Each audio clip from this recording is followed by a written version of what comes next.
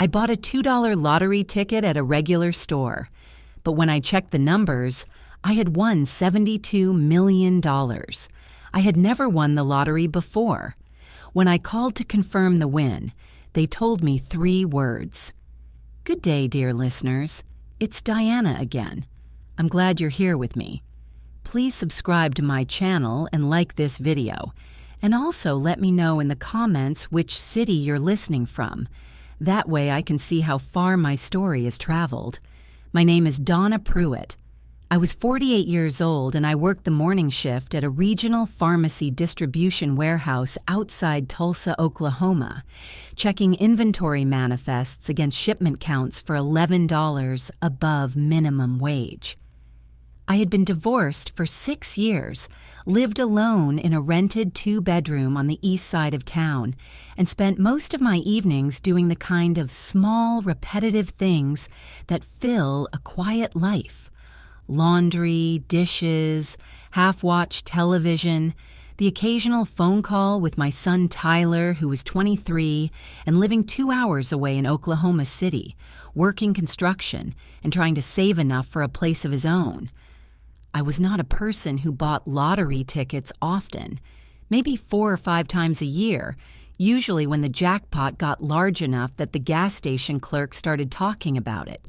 The way people do when a number gets so big it stops feeling like money and starts feeling like a story. That Friday in April, I stopped at the Quick Stop on Route 9 on my way home from a double shift, tired in the specific way that comes from being on your feet for 10 hours. And I bought a coffee, a candy bar, and on impulse, a single $2 Powerball ticket. I picked the numbers myself rather than letting the machine choose. My birthday, Tyler's birthday, and 3 other numbers I picked simply because they looked right when I wrote them on the slip. I did not think about that ticket again until Sunday morning. I want to be honest about how ordinary that moment was, because I think people imagine winning the lottery as something cinematic, and it almost never is. I was sitting at my kitchen table with a cup of coffee, scrolling through the drawing results on my phone out of habit rather than expectation, the same habit I'd had for years of checking numbers I assumed would lose. I read the winning numbers once, then I read them again, slower, because something in my chest had gone very still and very loud at the same time.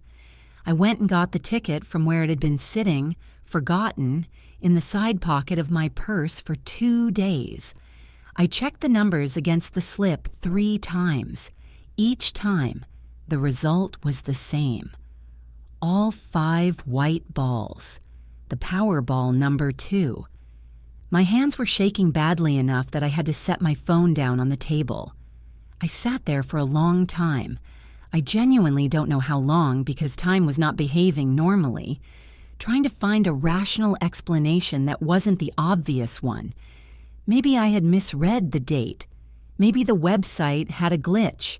Maybe I was looking at last month's drawing by mistake. I checked the date on the ticket against the date of the drawing 4 separate times. They matched. According to the jackpot total listed for that drawing, the prize was $72 million. I did not call anyone right away. I sat with it first, the way you sit with something too large to immediately understand, turning it over, looking for the seam where it might not be real. Eventually, I did what I assume most people do in that situation. I searched for the official number to verify and claim a lottery prize in Oklahoma, and I called it with hands that still hadn't fully steadied. The call connected. A recorded message played first, generic, automated, directing me through a menu. I pressed the number for prize verification. After a short hold, a woman's voice came on the line. Pleasant, professional, entirely unremarkable. I gave her the ticket numbers. I gave her the drawing date. I told her, my voice catching slightly, that I wasn't sure, but I thought that I might have won. There was a pause on the other end. Not a long one, just long enough that I noticed it. Then she said 3 words that I would replay in my head for days afterward. Words that should have been simple confirmation and instead landed like something else entirely. This isn't possible. I asked her to repeat herself because I genuinely thought I had misheard. This isn't possible, she said again, and this time there was something careful in her tone, something that sounded less like confusion and more like she was reading from a script she hadn't expected to need. "Ma'am, I'm going to need to transfer you to a supervisor. Please don't hang up." I was put on hold for nearly 4 minutes. I remember staring at the ticket in my other hand, at my own handwriting on the numbers I'd chosen, wondering what exactly wasn't possible. Whether I'd misunderstood the rules, whether there was some technical disqualification I didn't know about, or something worse. When the supervisor came on the line, his voice was measured in a way that felt rehearsed. He introduced himself as Mr. Whitcomb, gave no first name, and asked me to read the ticket numbers to him directly, rather than relying on what the verification agent had already recorded. I did, slowly, carefully. "And you purchased this ticket where exactly?" "The quick stop on Route 9, just outside Tulsa." Another pause. "Ma'am, I'm going to be honest with you. There's an issue with that retailer's terminal reporting for that drawing date. We're seeing a discrepancy in the system. I can't confirm anything right now, and I'd ask that you not make any public statements or contact media until this is resolved." I asked him what kind of discrepancy.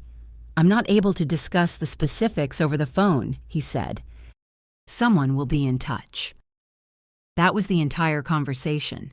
He gave me no claim number, no case reference, nothing beyond a vague promise that someone would follow up. When I asked for a direct line to call back, he gave me a different number than the one I'd originally dialed, a number that, when I looked it up later that same evening, did not match any official extension listed for the Oklahoma Lottery Commission's public site. I sat at my kitchen table for a long time after that call ended, the ticket in front of me, my coffee gone cold. Here is what I want to be honest about. My first instinct was not triumph, and it wasn't even disbelief about the money itself.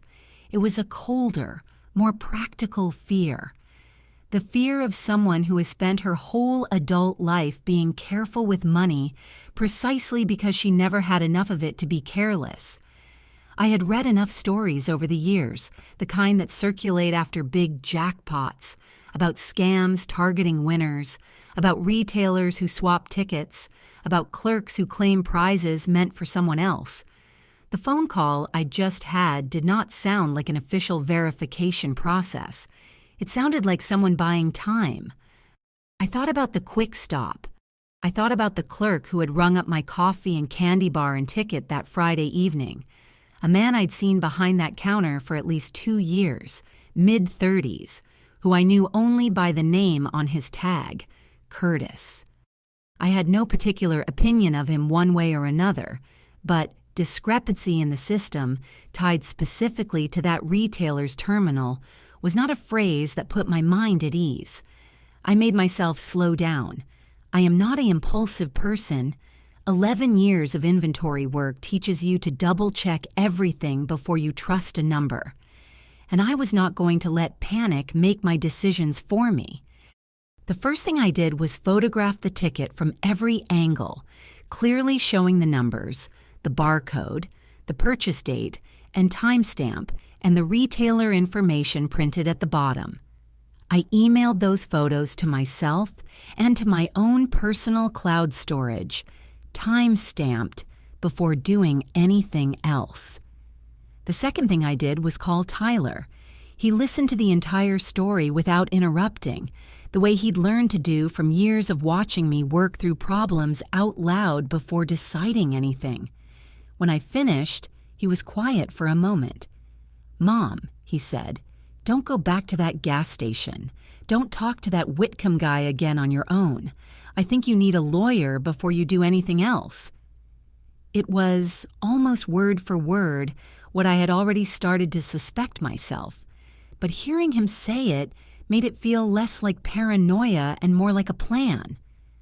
The third thing I did before I went to bed that night was search for attorneys in the Tulsa area who specialized in lottery and gaming law, a category of legal practice I hadn't known existed until that evening, but which, it turned out, existed precisely because situations like mine were common enough to need it. I found a small firm with a partner named Renata Voss who had handled 3 prior disputed lottery claims in Oklahoma, according to her firm's website. I left a message that night, even though it was a Sunday, because I suspected that whatever was happening with that ticket would not wait politely for business hours. Renata Voss called me back first thing Monday morning, before I'd even left for my shift. She had a brisk, no-nonsense way of speaking that I found immediately reassuring after a weekend of vague phone calls and unofficial-sounding instructions. "Don't call that number back," she said, after I described the conversation with Mr. Whitcomb, "and don't go anywhere near that retailer without me. I want to see the ticket, the photos you took, and I want you to write down everything that was said on that call, as close to word for word as you can remember, before any more time passes and the details blur." I met her at her office that afternoon, taking a half day off work, something I almost never did, but Tyler had insisted, and I'd started to agree with him that this situation deserved more attention than I could give it between inventory shifts. Renata's office was small, practical, nothing like the marble and glass law firms you see on television. There was a coffee maker in the corner that looked older than her law degree, and a stack of case files on the windowsill that suggested she worked more than she advertised. She looked at the ticket photos for a long time under a desk lamp, comparing the barcode against something on her own laptop screen. "The ticket itself looks legitimate," she said finally. "Sequential numbering, correct retailer code, timestamp consistent with that store's terminal. I don't see anything here that suggests it's fraudulent on your end." She looked up at me, which makes the response you got very strange.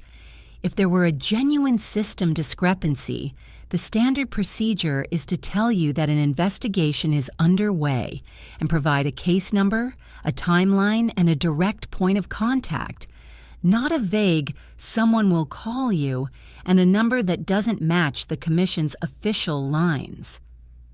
"What do you think is actually happening?" She was quiet for a moment, choosing her words carefully. "I think there are 2 possibilities, and I want to investigate both before we assume anything. 1, there's a legitimate technical issue with that specific terminal, and we're dealing with bureaucratic clumsiness rather than anything sinister. 2, she paused. Someone at that retailer location had a reason not to want this particular ticket to be the winning one. I've seen cases before where a clerk or store owner attempts to substitute a ticket, claiming the prize was won on a different, unsold ticket they control. It's rarer than people assume, but it happens, especially with jackpots this size." I felt something cold settle in my stomach. "The clerk who sold it to me, his name's Curtis. I don't know his last name. I've seen him there for a couple of years. He always seemed friendly enough. I never had a reason to think twice about him. I'm going to file a formal inquiry directly with the Oklahoma Lottery Commission's main office, not whatever extension Whitcomb gave you," Renata said. "I'm also going to request the retailer's terminal logs for that drawing date. Lottery terminals keep detailed transaction records, timestamps, ticket sequence numbers, void and reissue logs. If something was altered or substituted, it will show up there. That data doesn't lie the way people can."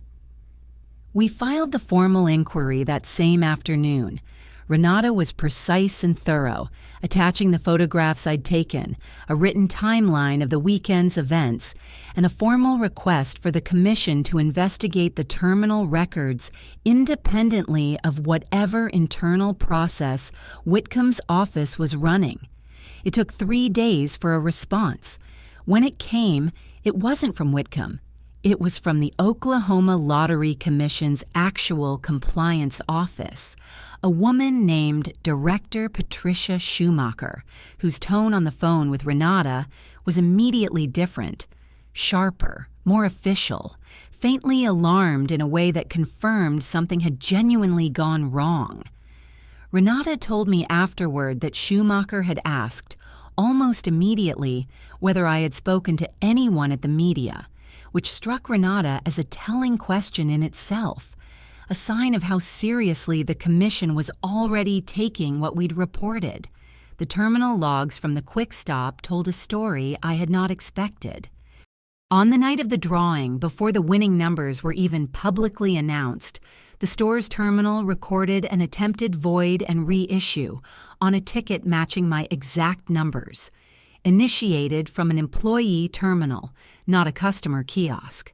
The void had failed, for reasons the logs didn't fully explain, possibly a system timeout, but the attempt itself was logged with a timestamp and an employee ID. The employee ID belonged to Curtis Dunlap, the clerk who had sold me my ticket. Renata relayed this to me over the phone, her voice carefully neutral in the way professionals manage when delivering something significant. Donna, someone tried to cancel and reissue your winning ticket the same night the numbers were drawn, before the public announcement. That's not a system glitch. That's an attempted substitution. Someone working that counter knew or suspected that the ticket they just sold was the winner and tried to take it back.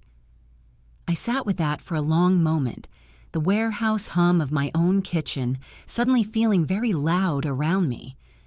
Why would the void fail? I asked. I don't know yet, Renata said, but I intend to find out.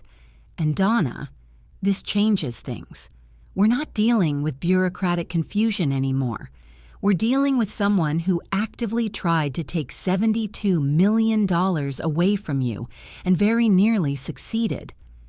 Renata's next move was to formally request that the Lottery Commission place an administrative hold on the prize pending a full investigation, which would prevent the funds from being released to anyone, including any competing claim, until the matter was resolved.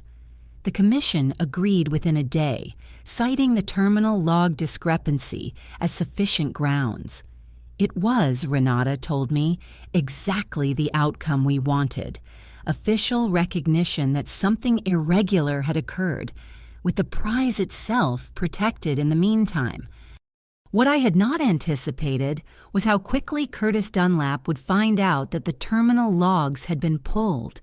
Renata later guessed that someone in the commission's regional office, perhaps a clerk processing the request, had mentioned it to a colleague who knew Curtis personally, the kind of small-town leak that happens without any real malice behind it, just carelessness in a place where everyone seems to know someone connected to everyone else. It unsettled me more than I expected, realizing how thin the wall really was between an official investigation and the person it was investigating.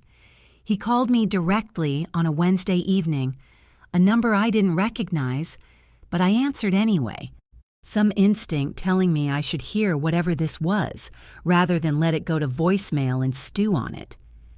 "Mrs. Pruitt," he said, and his voice had none of the easy register counter friendliness I remembered from 2 years of buying coffee and scratch tickets at his counter. "I think we should talk before this gets out of hand." "I think we're already past that point, Curtis." "Look," he said, and I could hear something tightening underneath the words. "That ticket. There was a mix-up that night.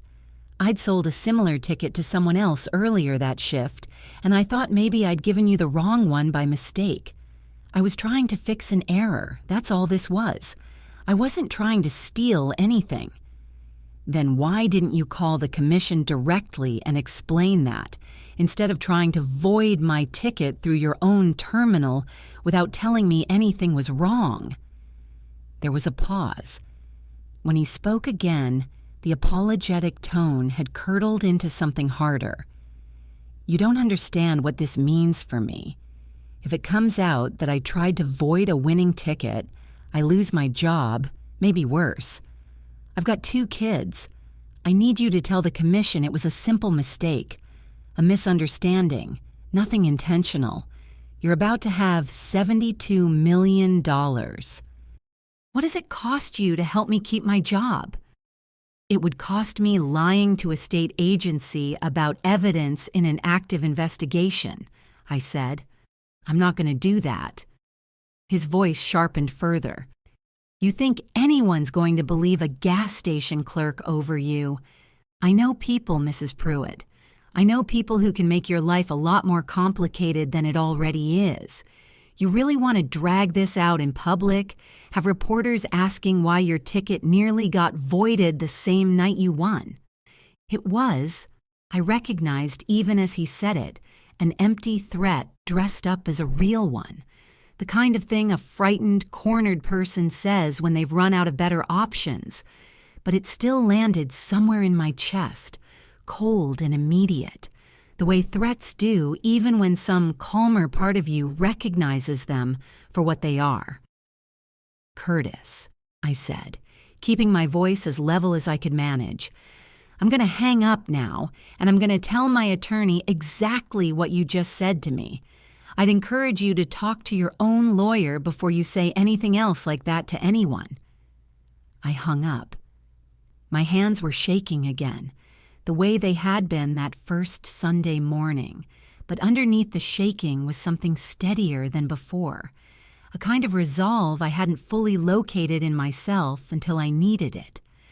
I called Renata immediately and relayed the conversation in as much detail as I could remember. She told me, calmly, to write it all down that night while it was fresh, and to forward her the call log showing the time and duration of the call from my phone records. She also asked me, gently, whether I wanted her to request police involvement given the explicit threat, and I told her I wasn't ready to go that far yet, that I wanted to see whether the Commission's own process could contain this before escalating further. "This is useful in a strange way," she said. "An employee attempting to pressure a prize claimant into mischaracterizing evidence is itself a serious issue. I'll be notifying the Commission's investigators about this call tomorrow morning." She did. Within 2 days, the Commission's internal investigators had opened a formal inquiry into Curtis Dunlap's conduct, separate from but connected to the terminal log discrepancy. Renata told me the gas station's franchise owner had also been notified, as required by the Commission's retailer agreements, and that Curtis had been suspended from his position pending the outcome. For nearly a week after that, things went quiet. No more calls from Curtis, no further word from the mysterious Mr. Whitcomb, whose original number, it turned out, had never been a legitimate extension at all. Director Schumacher confirmed that no employee by that name existed in the Commission's verification department, which meant either Curtis or someone connected to him had impersonated a lottery official in that first phone call, hoping to delay and discourage me before I sought outside help. I used that quiet week to do something I hadn't allowed myself yet. I told my supervisor at the warehouse I needed a few personal days, and I drove down to see Tyler in Oklahoma City. We didn't talk about lawyers or terminal logs the whole time. We grilled burgers in his small backyard, watched a baseball game neither of us cared much about, and I slept more soundly those 3 nights than I had in the 2 weeks since I'd bought that ticket. I came back to Tulsa rested, steadier, and with a voicemail waiting from Renata that told me the investigation had reached a point where I needed to come in and hear what they'd found. Renata's office looked the same as it had the first time I'd sat across from her, but I felt different walking into it this time. Less frightened, more grounded, the way you feel when you've already survived the worst version of a thing you were afraid of. The Commission's investigators finished their review of the terminal logs and store footage, she said, sliding a folder across the desk. Curtis Dunlap had sold a ticket to himself on a separate transaction 20 minutes before he sold yours. When the numbers were announced and he realized your ticket was the winner, he tried to void your sale and reissue a winning ticket under his own purchase instead. The void failed because the system requires manager-level authorization for any void above a certain dollar threshold during active drawing periods, a security feature he apparently didn't know existed. If that safeguard hadn't been there, Donna, there's a real chance you'd never have known any of this happened. The system would have simply shown his ticket as the winner. I sat with that for a long moment. The randomness of it, a security threshold neither of us had known about, quietly standing between me and losing everything, was not the kind of thing that felt like luck exactly. It felt like the result of someone, somewhere, having built a system carefully enough that it caught what it was supposed to catch. I asked her how often this kind of thing actually happened, whether I'd simply been unusually unlucky to run into it, or whether this was more common than most winners ever realized. More common than people assume, she said. Most winners never find out because most attempted substitutions succeed quietly. You're one of the rare ones who got to see the mechanism fail. What happens to him now? I asked. He's been terminated from his position, and the franchise owner has barred him from the property entirely. The Commission is referring the matter to the District Attorney's Office for possible charges. Attempted fraud, and the impersonation angle if it's confirmed, he was behind that first call as Mr. Whitcomb. That's now a separate criminal matter, outside our hands. She paused. Your prize hold will be lifted within the next 2 weeks, pending final administrative sign-off. You should start thinking seriously about how you want to receive it, lump sum or annuity, and who you want managing it once it arrives. I left her office that afternoon with something I hadn't expected to feel yet, a kind of cautious, settling relief, the sense that the worst of the danger had passed, even though the practical work of claiming the prize was still ahead of me. What I had not expected was a phone call 2 days later from a number I didn't recognize, a man identifying himself only as a family friend of the Dunlaps, asking whether I might consider writing a character statement to the district attorney on Curtis's behalf. Something about him being a good father, a hard worker who'd made one terrible mistake under pressure, someone who didn't deserve to have his whole future destroyed over a moment of panic. He spoke quickly, almost rehearsed, the way people do when they've been asked to make a call they aren't entirely comfortable making themselves. I told him, politely but firmly, that I wasn't in a position to advocate for or against criminal charges, and that any communication about the case needed to go through the appropriate legal channels, not through me directly. He didn't push further. The call ended quickly, almost as if whoever had asked him to make it hadn't expected much else. I told Renata about it the same day. She said it was a soft approach, low pressure compared to what Curtis himself had tried. Likely someone testing whether sympathy might accomplish what threats hadn't. That evening, I called my sister, Marlene, who lived in Wichita and whom I hadn't told the full story to yet, mostly because I hadn't wanted to say any of it out loud until I understood it myself. Now, with the investigation essentially concluded and the danger mostly behind me, I told her everything. The ticket, the strange phone call, Curtis, the terminal logs, the threats. Marlene was quiet on the other end for a while. Then she said, Donna, you've been carrying all of this by yourself for 2 weeks. I had Tyler and the lawyer. That's not the same as having your sister, she said, and there was something in her voice, not hurt exactly, just honest, that made me realize how much I had isolated myself without meaning to, treating this like a problem to be solved quietly rather than something I was allowed to lean on people for.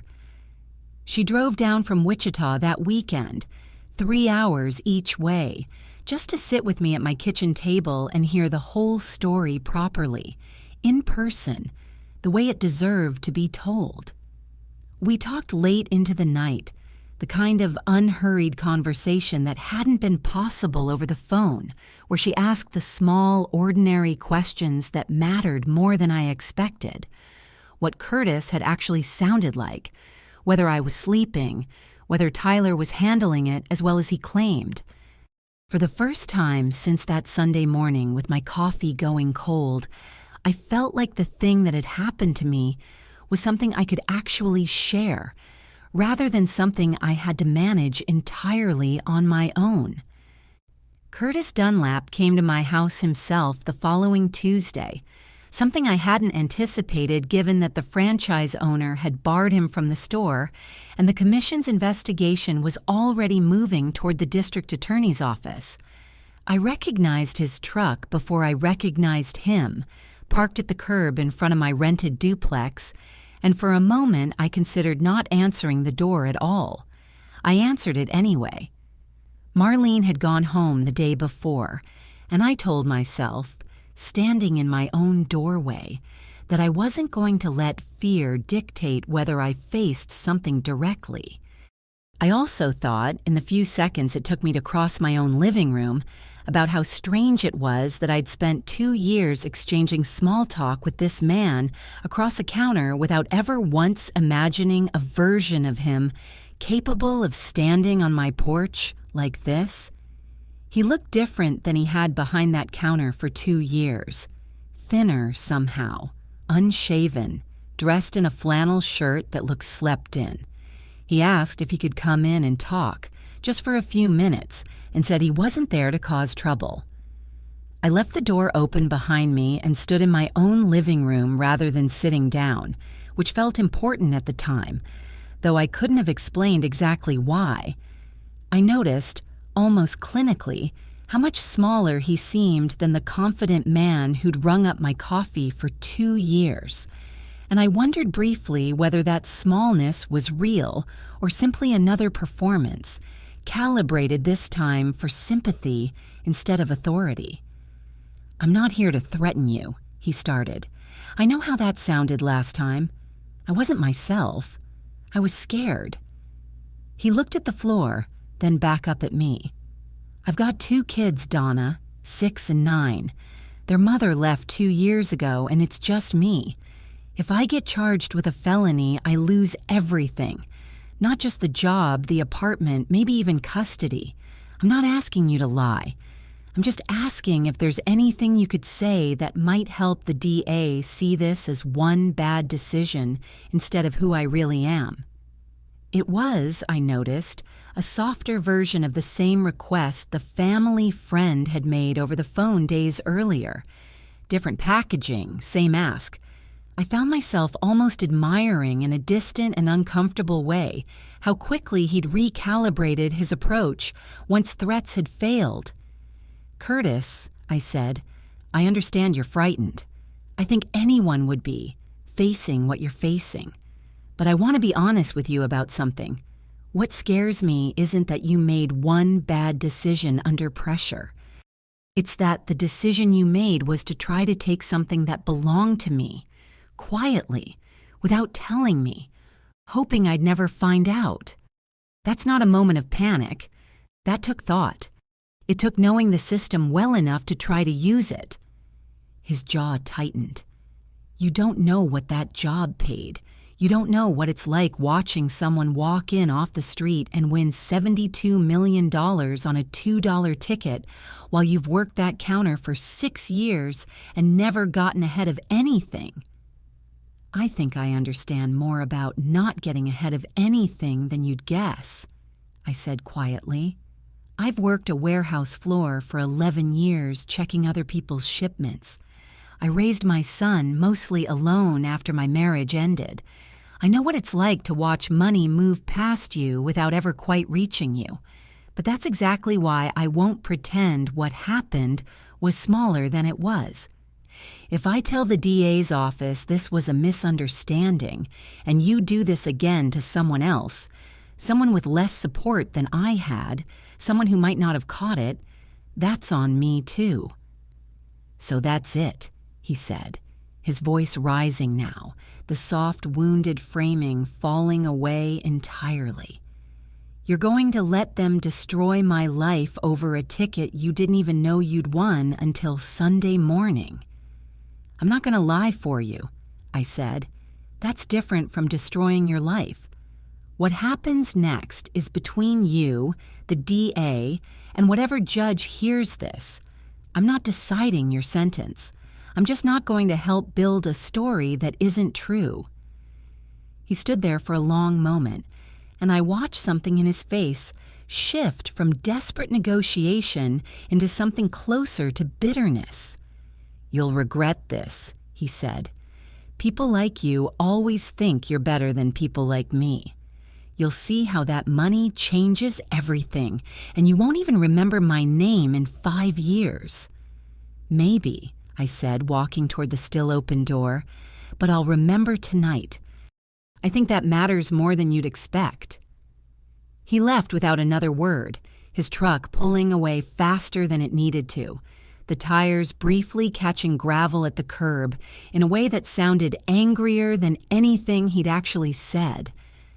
I stood in the doorway for a moment after the sound faded, half expecting him to circle back, but the street stayed quiet. I closed the door, locked it, and stood there for a moment with my back against it, feeling the adrenaline finally catch up to me now that he was gone. I called Renata immediately and told her everything, and she said calmly to write it down exactly as I remembered it and to consider asking the commission whether a no-contact directive could be formally requested, given that Curtis had now approached me twice outside proper channels. That night, sitting alone in my living room, I let the fear move through me fully for the first time since his visit. Fear that he might escalate further. Fear that some version of this might never fully end. But underneath it was something that felt, increasingly, like conviction. I had been asked twice now to shrink the truth, to make someone else's consequences smaller. And twice now I had said no. I intended for that to remain true.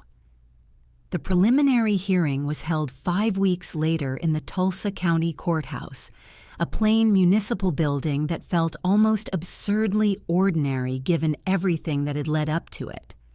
Curtis had been formally charged with attempted fraud and impersonation of a state official. The latter charge confirmed once investigators traced the original Mr. Whitcomb call back to a burner phone purchased with cash the same weekend as the drawing, its call records matching the timing of my very first conversation about the ticket. I arrived with Renata.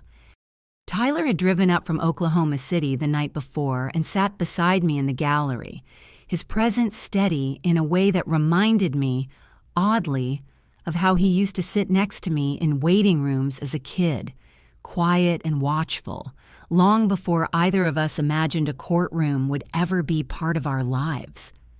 Marlene had come too, sitting just behind us, and I found myself grateful, in a way I hadn't expected, for how much smaller this all felt with people around me who weren't strangers. I remember glancing around that courtroom before the proceedings started and thinking how strange it was that a $2 ticket had brought all of us into the same room, all dressed slightly more formally than usual, all waiting on something none of us could have predicted a month earlier.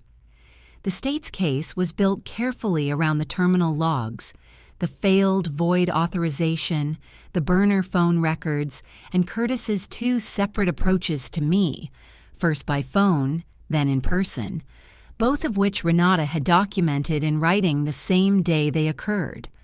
The prosecutor walked through the timeline methodically: the attempted ticket substitution on the night of the drawing, the impersonation call designed to delay and discourage me, and the subsequent pressure to characterize his actions as an innocent mistake. When it came to my turn to testify, I described what had happened plainly, without embellishment, the way I'd learned to report a discrepancy on a shipping manifest, just the facts, in order, without editorializing. I focused on a spot on the back wall while I spoke, the way Renata had suggested, so my eyes wouldn't drift toward Curtis at the defense table and lose my composure mid-sentence. Curtis's attorney, a young public defender who looked like he'd been handed this case without much preparation time, attempted a line of questioning suggesting that my account of his visit to my home might be exaggerated, that grief and financial stress could make a person's words sound harsher in memory than they'd actually been. "Mrs. Pruitt," he said, "isn't it possible that what you interpreted as pressure was simply a desperate man expressing genuine remorse?" "It's possible," I said evenly, but I wrote down exactly what was said the same evening before I had any reason to shape it for a courtroom. I gave that account to my attorney within hours both times he contacted me. I'm happy to have the court compare my notes to my testimony today. The attorney didn't pursue it further.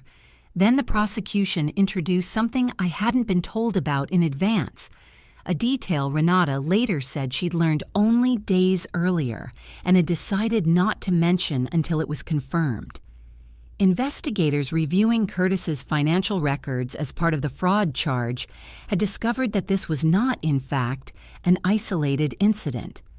2 years earlier, at a different store location before he'd transferred to the Route 9 quick stop, a smaller prize, just under $4,000, had been claimed under unusual circumstances remarkably similar to mine.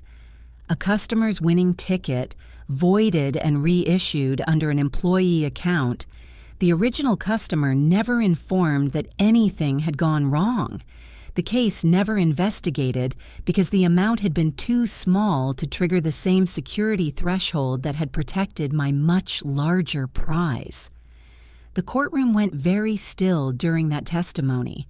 Curtis's composure, which had held through most of the hearing in a kind of sullen, resigned silence, finally cracked. He leaned toward his attorney and said something urgent, his voice low but audible enough that the judge asked both of them to keep their exchange inaudible to the gallery. The attorney's expression shifted from routine defense posture to something more careful, more concerned, the look of someone realizing his client had not told him the full scope of what he was dealing with. The judge, reviewing the new financial records now entered into evidence, asked the prosecutor directly whether the state intended to pursue additional charges related to the earlier incident, given that it suggested a pattern rather than a single moment of panic. "We do, Your Honor," the prosecutor said.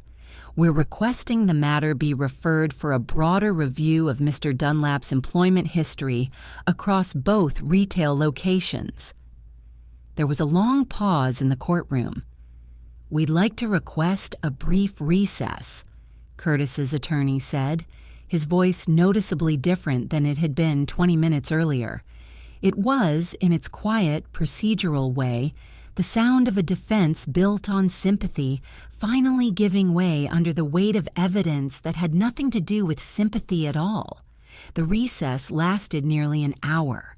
When the court reconvened, Curtis's attorney informed the judge that his client wished to enter a plea rather than proceed to a full trial. A decision, it became clear, driven largely by the discovery of the earlier incident, which had transformed the case from a single desperate act into a demonstrated pattern of behavior. The judge did not simply accept the plea and move forward without comment.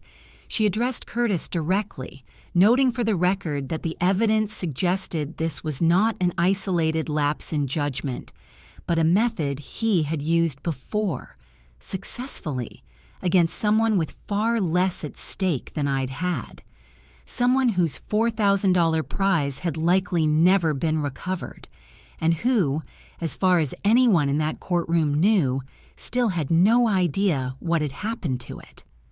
She ordered that the earlier case be reopened for investigation, with an effort made to identify and notify the original ticket holder. She also noted, almost as an aside, that the Commission's failure to flag the earlier incident at the time was itself something worth internal review, a comment that I noticed made Director Schumacher, seated near the front of the gallery, write something quickly in her own notebook. I watched Curtis's face during that part. Whatever defiance had carried him through his visit to my living room weeks earlier was entirely gone. What remained was someone smaller than the man who had stood in my doorway promising I'd regret standing my ground. He did not look at me as the proceedings continued. I found that I did not need him to. I thought, watching him being walked out by his attorney afterward, about the 2 children waiting for him at home, and felt something more complicated than victory settle into the space where I'd expected to feel only relief. Tyler must have noticed something in my expression, because he leaned over and asked quietly if I was all right. I told him I was, and mostly meant it. Marlene reached forward from the row behind us and squeezed my shoulder, a small gesture that somehow carried more weight than anything spoken aloud in that courtroom. Under the terms of his plea, Curtis was sentenced to 18 months, with restitution ordered both for the attempted fraud against me and pending the outcome of the reopened earlier case, for the original $4,000 prize if the rightful winner could be located.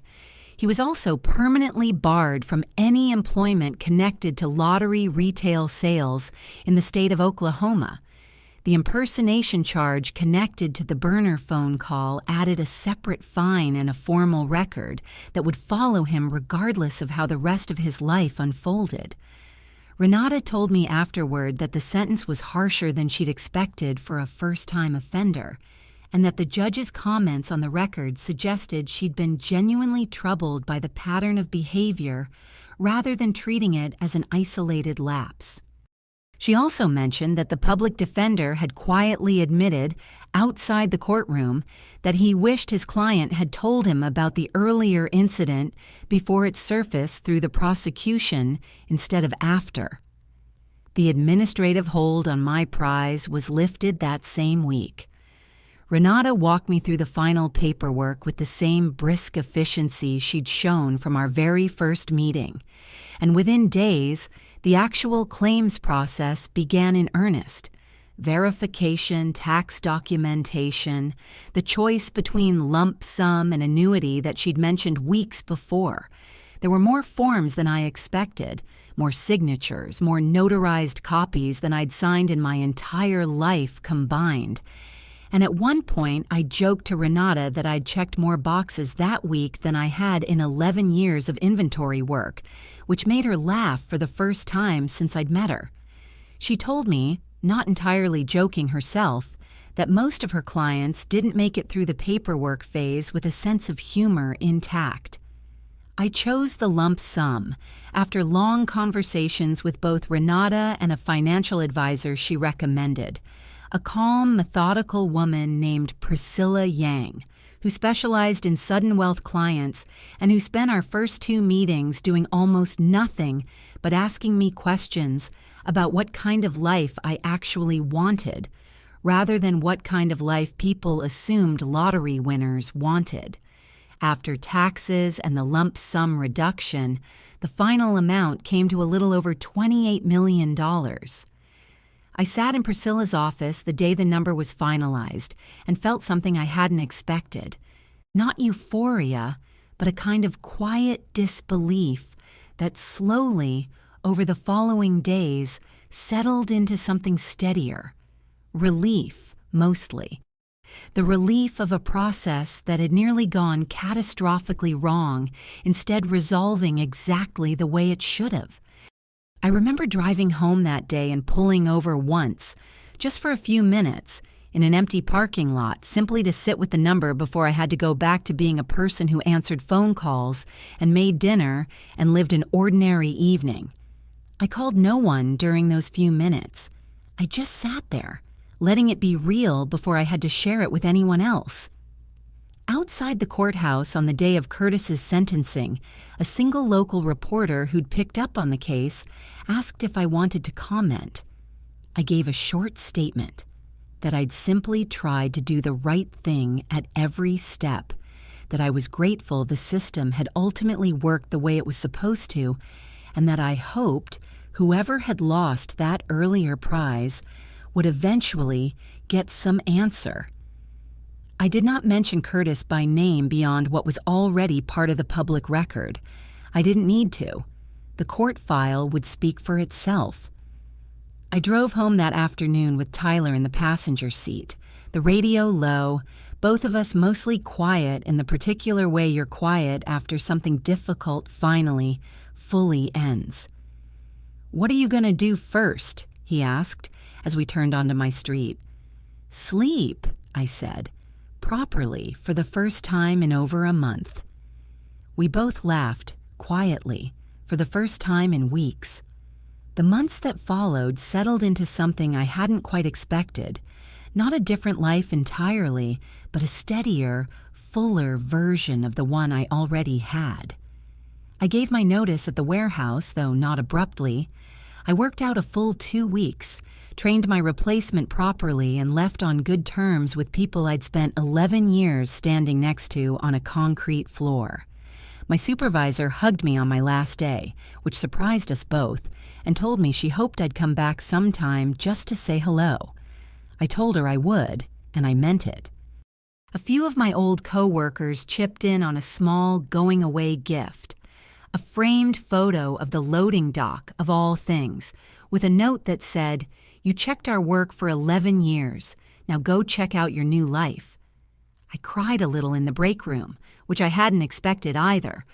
One of the younger guys on the floor, who'd only worked there a few months, asked me half-jokingly if I'd remember any of their names in a year. I told him I would, and so far I have. I bought a modest house, not extravagant, in a quiet neighborhood on the west side of Tulsa, with a big kitchen and a yard with mature oak trees, the kind of house I'd circled in real estate listings for years without ever letting myself seriously consider it. I helped Tyler put a down payment on a small place of his own in Oklahoma City, something he resisted accepting, at first the way Lily had resisted, in stories I'd later hear weren't so different from mine, before finally agreeing with the kind of quiet gratitude that didn't need many words. I set up a trust for Tyler's future, with Priscilla's careful guidance, structured so the money would support him without simply being handed over all at once. I paid down Marlene's mortgage in Wichita as a gift she nearly refused, until I reminded her she'd driven 6 hours round trip just to sit at my kitchen table when I needed her most, and that some debts aren't really about money. She cried on the phone when I told her, and then immediately tried to change the subject, which is exactly the kind of thing my sister would do. I also did something that surprised even me. I set up a small fund, administered anonymously through the Oklahoma Lottery Commission's Consumer Protection Office, specifically intended to help track down and compensate winners whose smaller prizes had been mishandled or disputed over the years, the kind of cases too small to attract attorneys like Renata, the kind of thing that might have happened to the original $4,000 winner Curtis had defrauded, who, I learned eventually, the reopened investigation did manage to identify, a retired school teacher in her 70s who had genuinely believed for 2 years that she'd simply misread her own numbers. When Director Schumacher's office finally located her and explained what had actually happened, she called me. Renata had passed along my willingness to be contacted, and we talked for nearly an hour. She didn't ask me for anything. She just wanted to say thank you, in her words, for not letting it happen twice. She also told me, almost as an afterthought, that she'd kept the original losing numbers taped inside a kitchen drawer for 2 years, a small private reminder of what she thought had simply been bad luck, and that she planned to finally throw it away that evening. As for Curtis Dunlap, I heard about his situation only through the occasional update Renata passed along. Since the case had technically concluded, but she'd stayed in informal contact with the DA's office, given her role in surfacing it. He served his full sentence, rather than receiving any reduction, given the pattern established by the earlier case. His 2 children, I learned with a quiet, complicated sadness, rather than satisfaction, went to live with his sister during his incarceration. His permanent ban from lottery retail work meant that whatever he did afterward, it would not be behind a convenience store counter again. I did not feel triumphant hearing any of it. I felt mostly the particular weight of understanding that his children had lost something in all of this too, through no fault of their own, a cost that no court proceeding could fully account for, and that I never stopped thinking about, even years later. Priscilla once asked me, during one of our quarterly check-ins, whether the money had changed how I thought about that Friday evening at the Quick Stop, the coffee and candy bar and impulse ticket. No, I told her, after actually considering it. I think about it the same way I think about most ordinary moments that turned out to matter more than I knew at the time. I wasn't trying to change my life that night. I was just tired and wanted a coffee. The rest of it just happened to be sitting there, waiting. She nodded, the way people do when an answer sounds exactly like the person giving it. I thought sometimes about how close the whole thing had come to disappearing entirely, how a single security threshold on a vending terminal, something neither Curtis nor I had ever heard of before that week, had been the only thing standing between the truth and a story that would have simply ended with me never knowing I'd won anything at all. I didn't dwell on it with anxiety.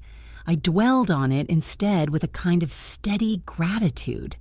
The recognition that doing the careful, unglamorous things, the documentation and the patience and the refusal to be talked out of what I knew was true, had been enough, in the end, to matter. A $2 ticket. 3 words that almost made me give up before I started. This isn't possible. Here's what I learned. Document everything. Trust your own eyes over a stranger's reassurance, and never let someone else's panic talk you into rewriting what actually happened. I didn't win because I was lucky twice. I won because I refused to let the first no be the last word. So tell me, if someone told you